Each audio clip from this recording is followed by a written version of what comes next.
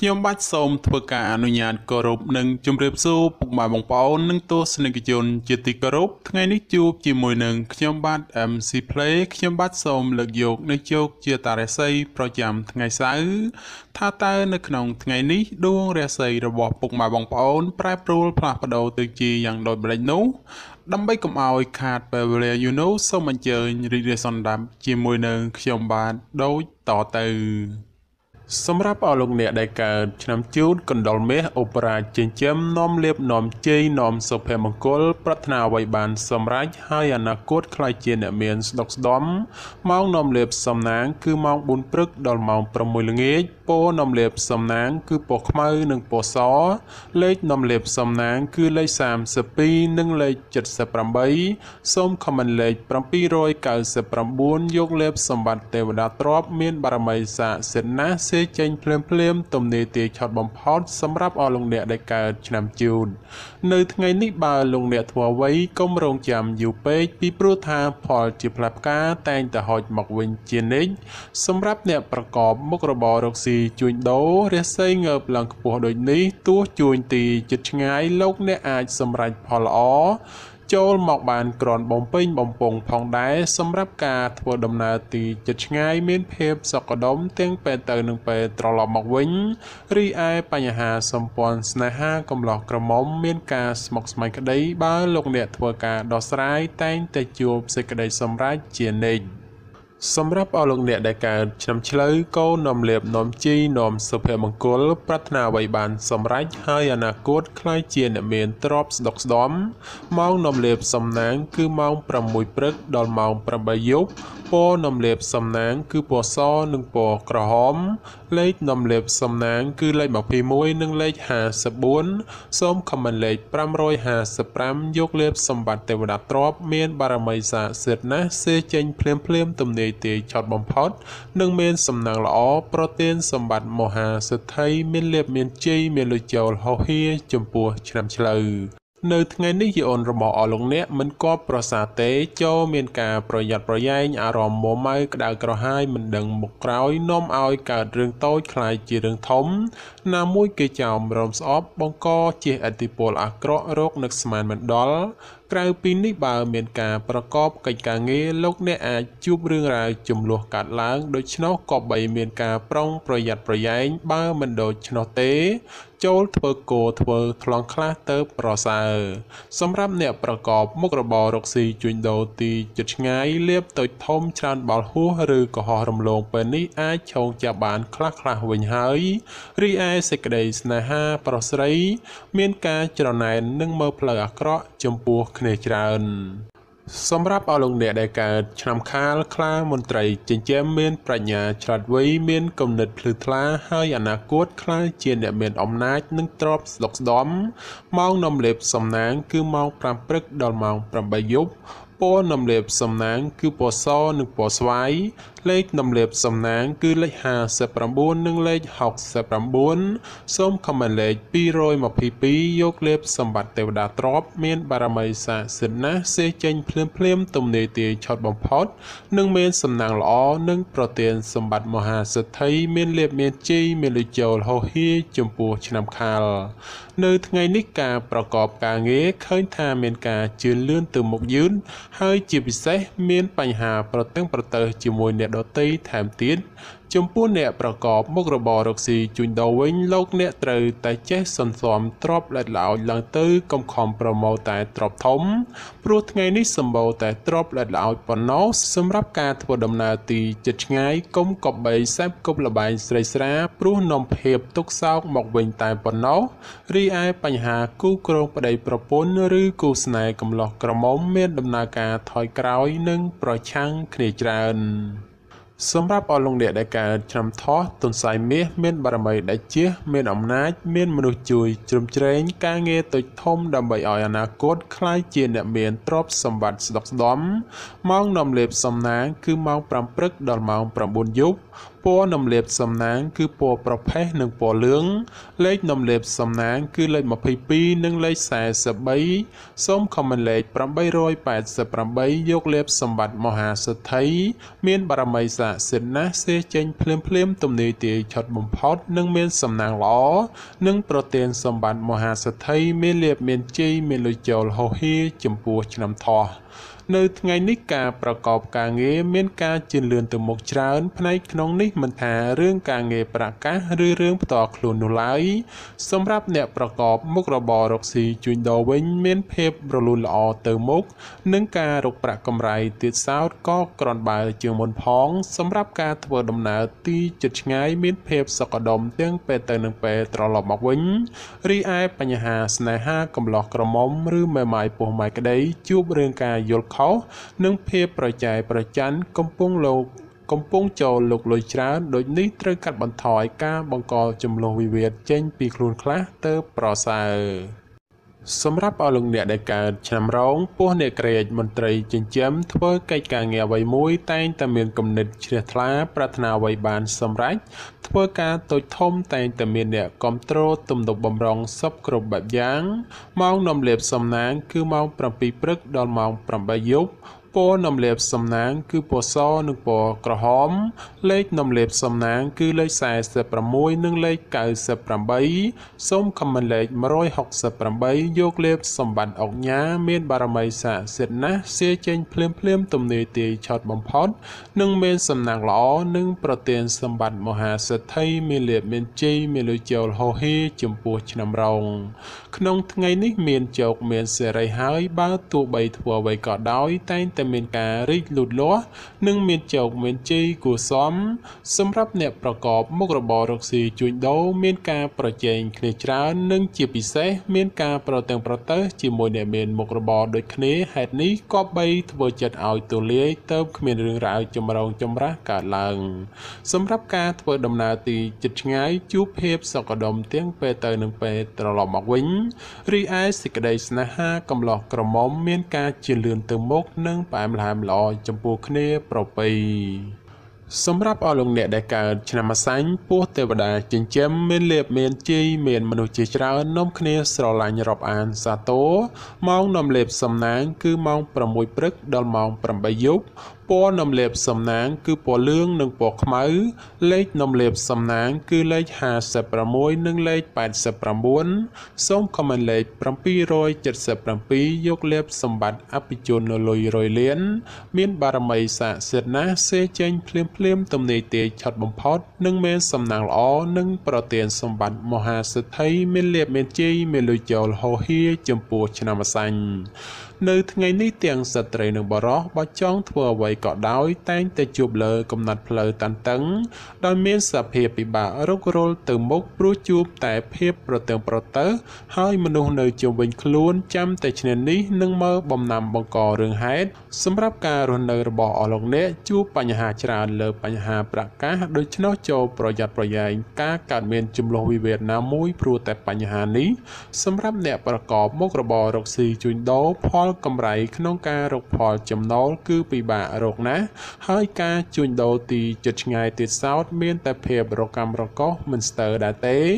រីឯសម្ព័ន្ធស្នេហាប្រុសស្រីមានការប្រែប្រួលផ្លាស់ប្ដូរជួនល្អជួនអាក្រក់នាំឲ្យខ្វាយខ្វល់ជាញឹកញាប់សម្រាប់អស់លោកអ្នកដែលកើតឆ្នាំមមីសេះមេតបចិញ្ចឹមនាំលាភនាំជ័យនាំសុភមង្គលប្រាថ្នាអ្វីបានសម្រេចហើយអនាគតខ្លាយជាអ្នកមានទ្រព្យស្ដុកស្ដម្ភម៉ោងនាំលាភសំណាងគឺម៉ោង5ព្រឹកដល់ម៉ោង7យប់ពណ៌នំលាបសំណាងគឺពណ៌សនិងពណ៌ក្រហមលេខនំលាបសំណាងគឺលេខ38និងលេខ56សូមខមមិនលេខ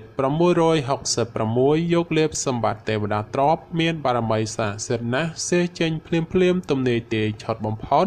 និងមានសំណាងល្អនិងប្រទានសម្បត្តិមហាសិទ្ធិមានលាភមានជ័យមានលុយចូលហោហៀចំពោះឆ្នាំមមី នៅថ្ងៃនេះផ្ដល់ផលល្អសម្រាប់ការសម្រេចចិត្តការងារឬបណ្ដាក់តនរកស៊ីក្នុងរឿងអ្វីមួយពីព្រោះថាផលជាផ្លែផ្កាតែងតែឆ្លើយតបមកវិញគួរជាទីកប់ចិត្តបើជាអ្នកប្រកបមុខរបររកស៊ីជួញដូរមានការលក់ចេញទិញចូលក្រនរស់រវើកគួសមហើយបើចង់ចរចារឿងទំនិញអ្វីមួយផងតែងតែអាចសម្រេចជានិច្ចរីឯសម្ព័ន្ធស្នេហាកំឡោះក្រមុំមានការរីកចម្រើនលូតលាស់ទៅមុខនិងបើចង់ផ្សំផ្គុំគ្រួសារផងជាឱកាសល្អប្រពៃបំផុតសម្រាប់អស់លោកអ្នកដែលកើតឆ្នាំមមែពពែមេមានបារមីដែលជះឈ្នះអមេសត្រូវប្រាថ្នាអ្វីបានសម្រេចហើយអនាគតខ្លាយជាសេដ្ឋីគេហបតីឬក៏អ្នកមានជាន់ខ្ពស់ម៉ោងនំលេបសំណាងគឺម៉ោង6ព្រឹកដល់ម៉ោង7យប់ពណ៌នំលេបសំណាងគឺពណ៌ស្វាយនិងពណ៌លឿងលេខនំលេបសំណាងគឺលេខ69និង89សូមខមមិនលេខ789យកលេបសម្បត្តិអ្នកមានជាន់ខ្ពស់មានបារមីស័ក្តិសិទ្ធិណាស់សេចេញភ្លាមទំនេរទាយឆត់បំផុតនិងមានសំណាងល្អនិងប្រទានសម្បត្តិមហាសេដ្ឋីមានលុយរយលានសម្រាប់អស់លោកអ្នកដែលកើតឆ្នាំមមែនៅថ្ងៃនេះលោកអ្នកទទួលបាននៅភាពកក់ក្ដៅខ្លះត្រជាក់ខ្លះហើយការបំពេញការងារអ្វីមិនសូវជារលូនល្អប៉ុន្មានទេព្រោះមានបញ្ហារកម្មចិត្តខ្លះយឺយីសម្រាប់អ្នកប្រកបមុខរបររកស៊ីជួញដូរក្នុងថ្ងៃនេះវិញបើលោកអ្នកចង់បោះទុនតូចធំឬក៏ចង់រកស៊ីចូលហ៊ុនជាមួយអ្នកដទៃត្រូវតែចេះត្រួតពិនិត្យឲ្យបានគ្រប់ជ្រុងជ្រោយបើពុំនោះទេនឹងអាចជួបផលអាក្រក់ណាមួយនៅថ្ងៃខាងមុខជាមិនខានរីឯសម្ព័ន្ធស្នេហាកំឡោះក្រមុំមានភាពផុយស្រួយចំនួនវិវាទណាស់ក៏បីមានការប្រុងប្រយ័ត្នប្រយែងបន្តិចទៅប្រសើរសម្រាប់អស់លោកអ្នកដែលកើតឆ្នាំវោកស្វាមន្ត្រីចិញ្ចឹមនាំលេបនាំជ័យនាំសុភមង្គលប្រាថ្នាអ្វីបានសម្រេចហើយអនាគតខ្លាយជាអ្នកមានស្នុកស្ដំម៉ោងនាំលេបសំណាងគឺម៉ោង6ព្រឹកដល់ម៉ោង8យប់ពណ៌នំលេបសំណាងគឺពណ៌ក្រហមនិងពណ៌សលេខនំលេបសំណាងគឺលេខ42និងលេខ68សូមខមមិនលេខ777យកលេបសម្បត្តិមហាសំពៅលួងមានបារមីស័ក្តិសិទ្ធិណាស់សេចេញភ្លាមទំនេរទាយឆត់បំផុតនិងមានសំណាងល្អនិងប្រទានសម្បត្តិមហាសេដ្ឋីមានលៀបមានជ័យមានលុយចូលហោហៀសម្រាប់ឆ្នាំវោកនៅថ្ងៃនេះបើទោះបីធ្វើអ្វីក៏ដោយចូលប្រយ័ត្នប្រយែងទទួលរងការខូចខាតអ្វីមួយរកនឹកស្មានមិនដល់ក្រៅពីនេះបើមានទំនាក់ទំនងការងារឬក៏ធ្វើអ្វីមួយងាយនឹងភ្លៀងផ្្លាត់ណាស់ក៏បីមានការប្រុងប្រយ័ត្នប្រយែងទើបអាចជាផុតពីផលលំបាកទាំងពួងទៅរួចសម្រាប់ការធ្វើដំណើរទីជិតឆ្ងាយចូលប្រយ័ត្នប្រយែងក្រុមមនុស្សបៀតបៀនយាយីដោយប្រការណាមួយរីឯសេចក្តីស្នេហាប្រស្រីមានដំណើរការថយក្រោយចូលប្រយ័ត្នប្រយែងជំលោះវិវាទឈានដល់ការបែកបាក់សម្រាប់អស់លោកអ្នកដែលកើតឆ្នាំរកាមន់មាសមន់ប្រាក់នាំលៀបអបរាជចិញ្ចឹមមានសំណាងល្អឈ្នះអមេសត្រូវប្រាថ្នាអ្វីបានសម្រេចហើយអនាគតខ្លាយជាសេដ្ឋីគេហបតីឬអភិជនជាន់ខ្ពស់ម៉ោងនាំលៀបសំណាងគឺម៉ោង5ព្រឹកដល់ម៉ោង7យប់ពណ៌នាំលៀបសំណាងគឺពណ៌ក្រហមនិងពណ៌លឿងលេខនាំលៀបសំណាងគឺលេខ44និងលេខ56សូមខមមិនលេខ168យកលៀបសម្បត្តិអ្នកមានជាន់ខ្ពស់មានបារមីស័ក្តិសិទ្ធិណាស់សេចេញភ្លាមទំនេរទាយឆត់បំផុតនិងមានសំណាងល្អនិងប្រទានសម្បត្តិមហាសេដ្ឋីមានលៀបមានជ័យមានលុយចូលហោហៀចំពោះឆ្នាំរកា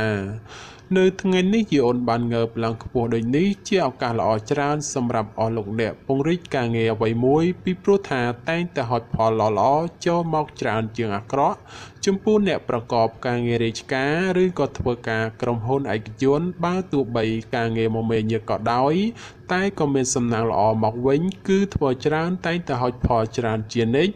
ក្នុងពេលនេះដែរលៀបមានច្រើនគួរសមដូចនេះជាឱកាសល្អក្នុងការពង្រីកមុខចំនួនព្រោះផលជាផ្លែផ្កាតែងតែឆ្លើយតបមកវិញគួរជាទីពេញចិត្តតែយ៉ាងណាលោកអ្នកឲ្យប្រយ័ត្នប្រយែងគ្រោះថ្នាក់ចាញ់បោកគេក៏មានខ្ពស់ផងដែរ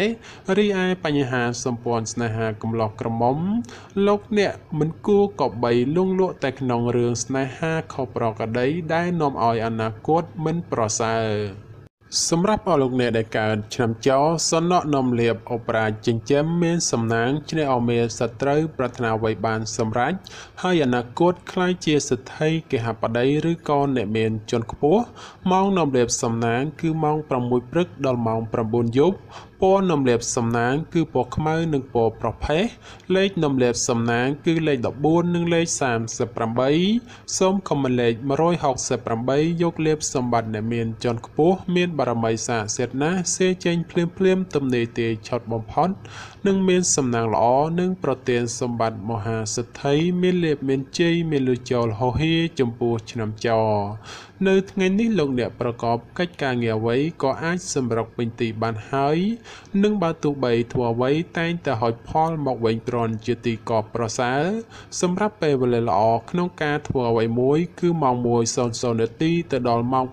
2:59នាទីរសៀលហើយបើប្រកបកិច្ចការងារអ្វីតែងតែហុចផលមកវិញជានិច្ចចំពោះអ្នកប្រកបមុខរបររកស៊ីជួញដូរលោកអ្នកបើចង់បើកហាងថ្មីឬក៏ផ្លាស់ប្ដូរទីកន្លែងលក់ដូរជាឱកាសល្អប្រពៃណាព្រោះថាផលជាផ្លែផ្កាឆ្លើយតបក្រន់កបប្រសើរសម្រាប់ការធ្វើដំណើរទីជិតឆ្ងាយមានភាពសុខដុមទាំងពេលទៅនិងពេលត្រឡប់មកវិញរីឯសេចក្តីស្នេហាកំឡោះក្រមុំឬមេម៉ាយពោះម៉ាយក្តីបើមានរៀបអាពាហ៍ពិពាហ៍ឬចូលស្តីដណ្ដឹងតែងតែសម្រេចដោយគប់បំណងសម្រាប់អស់លោកអ្នកដែលកើតឆ្នាំកុរជ្រូកនាំលៀបនាំជីនាំសុភមង្គលប្រាថ្នាអ្វីបានសម្រេចហើយអនាគតខ្លាយជាអ្នកមានទ្រព្យសម្បត្តិស្ដុកស្ដម្ភម៉ោងនាំលៀបសំណាងគឺម៉ោង5ព្រឹកដល់ម៉ោង8ល្ងាចពណ៌នំលៀបសំណាងគឺពណ៌សនិងពណ៌លឿងលេខនំលៀបសំណាងគឺលេខ69និងលេខ89សូមខមមិនលេខ567យកលៀបសម្បត្តិទេវតាទ្រព្យមានបារមីស័ក្តិសិទ្ធិណាស់សេចេញភ្លាមទំនេរទាយឆុតបំផុតនិងមានសំណាងល្អនិងប្រទានសម្បត្តិមហាសិទ្ធិមានលៀបមានជ័យមានលុយចូលហោហៀចំពោះឆ្នាំកុរនៅក្នុងថ្ងៃនេះបើលោកអ្នកធ្វើអ្វីត្រូវធ្វើដោយសន្សឹមកុំបំបោលនោះផលល្អនឹងហុចឲ្យវិញដូចជាទីកប់បំណងសម្រាប់ការប្រកបការងារក៏ដូចឆ្នោះដែរលោកអ្នកត្រូវតែធ្វើថ្នាក់ធនកណ្ដាលឬមិនសំខាន់ពេកព្រោះថាបើធ្វើធំពេកឬសំខាន់ខ្លាំងពេកផលជាផ្លែផ្កាដែលហុចមកវិញមិនសូវដូចគប់បំណងប៉ុន្មាននោះឡើយចំពោះអ្នកប្រកបមុខរបររកស៊ីជួញដូរលោកអ្នកឲ្យប្រយ័ត្នប្រយែងជន់ខិលខូចតាមលួចបន្លំឬបង្ករឿងហេតុដោយប្រការណាមួយរីឯសេចក្តីស្នេហាប្រុសស្រីមានការខ្វាយខ្វល់ព្រោះតែការប្រឆាំងគ្នាមានច្រើនជាងសពមួយដងបាទចំពោះជោគជាតារាសីប្រចាំឆ្នាំទាំង12ខ្ញុំបាទក៏សូមបញ្ចប់ត្រឹមតែប៉ុណ្ណេះជាចុងក្រោយប្រសិនបើមានពាក្យលើសលួសខ្វះខាតត្រង់ប្រការណាមួយសូមពុកម៉ែបងប្អូនជួយអធិស្ឋានដល់រូបខ្ញុំបាទផងហើយខ្ញុំបាទក៏សូមអរគុណនិងសូមជម្រាបលា